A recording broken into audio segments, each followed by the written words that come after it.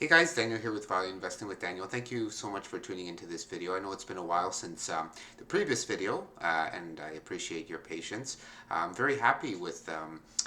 We've had a lot of new subscribers over the past few months, despite me not being able to put out a video. I'm going to do my best to try and put out a video a little bit more regularly than I've been for the past few months. So, going right into this video, I wanted to recap really about my investing lessons over the past year. So it's been a relatively good year, I would say, in terms of my portfolio. I did manage to beat the market over the past year so far by quite a good margin.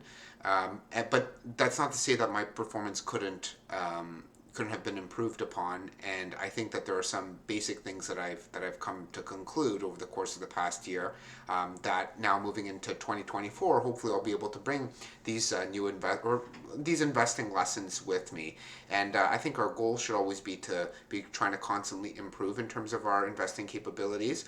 As a brief summary for how the year went, I think I made actually a lot of really good purchases. There's nothing that I bought that I did bad on, per se, in terms of investment. So nothing that's like crashed or anything like that.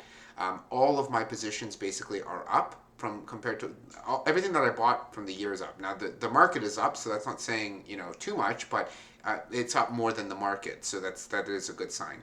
The issue that I've had and what I've learned over the course of the past year is basically not committing enough action to my positions. So it's not that I've made any like critical mistakes. On the contrary, almost all my purchases have been good, and they've been good purchases, at good discounts, and the prices have, always pretty much gone up, and things have been good on that front.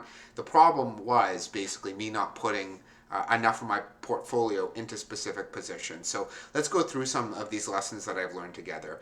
One is, before each purchase, I have to be confident enough that if the price of the security falls, like let's say 30, 40, 50%, I have to be willing to buy more. I've never found that if I buy something, if I buy more, I do worse. Like that's basically never happened. All my individual stock purchasing decisions have been pretty good. The problem is I don't double down. Like, I realized that I have to start doubling down on these positions. Like, one example is Signet Jewelers. Like, I bought it. If you watch my video on Signet Jewelers, it was undervalued. It went down a little bit more, like maybe 5-10%. And I did DCA a little bit as it went down, but not enough. And so now my position in Signet Jewelers when I sold it was probably up, like, let's say about 30%. But had I DCA'd down as it went down, that I would have been up 40% instead of 30% in like 6 months. So like, you annualize that return, it would have been crazy. So the first and second point is, if the thesis is still valid, you have to double down in DCA. That's the only way you're going to beat the market substantially. If we don't double down, when the price falls down, like, think about it, like Warren Buffett always says, you're only safer when the price goes down. It's more risky when the price goes up. It's less risky when the price goes down. So, I mean, that's the biggest lesson of the year for me, is on a lot of my purchases. Google is another example. Like, I got another great buying opportunity of Google this year, and I bought a little bit around 100, but I'm pretty sure it was below 90, and I could have doubled down and bought even more. For whatever reason, I didn't. And that was a mistake, because now Google's at like 140, 135. So, I mean, all of my decisions have been good decisions, but the problem is not doubling down and really DCAing as that price falls, especially when it falls 20, 30%, which it happens sometimes.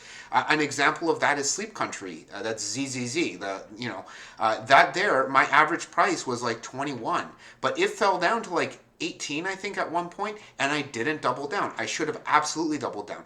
Paramount is another example. Okay, Paramount, it wasn't in my portfolio, but I had basically advised somebody to buy Paramount. I should have bought it. I didn't. It was at 12. It fell to 8, and now it's up to like 15 or 16. So that means 100% return if you double down. So the problem is, because we did not double down in a lot of our purchases when we were down substantial amounts, our performance, although beat the market and was phenomenal, relative to the market, could have been improved upon, and hopefully next year will be improved upon. So again, like, the mistake was not what we bought, but basically from not doubling down when the price falls. That was the biggest mistake. And basically in so many of our purchases, that's basically what happened. Another thing, like a little bit more in terms of the actual selection. But like I say, there was no major mistakes in terms of buying companies. But one thing that I realized is like looking at market sentiment is a little bit more important than I had originally believed, maybe at the beginning of the year. So for that reason, I try and look for instances where over the past 5 years, there's some instance of overvaluation. That just at least gives me the confidence that at one point in relatively recent in the company's history, it did have a tendency to at least reach and surpass its intrinsic value. And then the final thing, number 8, there is that inside ownership is much more important than I thought. A good CEO is ultimately going to also be an owner of a company. So we want a CEO that owns at least 1% of the outstanding shares. And so like that's another now big item on my checklist. Before I wasn't, I didn't care so much about inside ownership, but now it's a much bigger factor in my screening. Again, didn't coincidentally that did not impact basically any of my stock buying decisions because Sleep Country, Signet Jewelers, Google, those all have good insider ownership basically. So I lucked out in that regard.